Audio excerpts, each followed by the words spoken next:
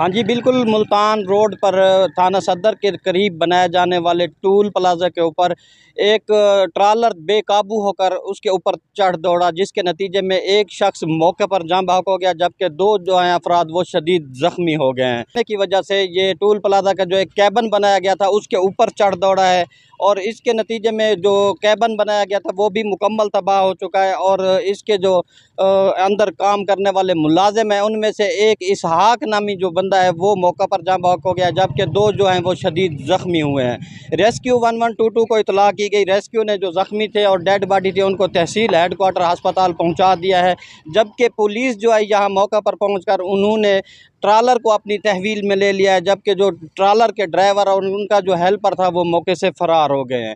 अब जब हमारी पुलिस से बात हुई है तो उनका यही कहना है कि ट्रालर हमने अपनी तहवील में ले लिया है और ड्राइवर जो थे उनकी तहकीकात की जा रही है, उनके ख़िलाफ़ जो है मुकदमा दर्ज करके कानूनी कार्रवाई अमल में लाई जाएगी। जी। पंजाब हुकूमत का आवाम को एक और रिलीफ। डबल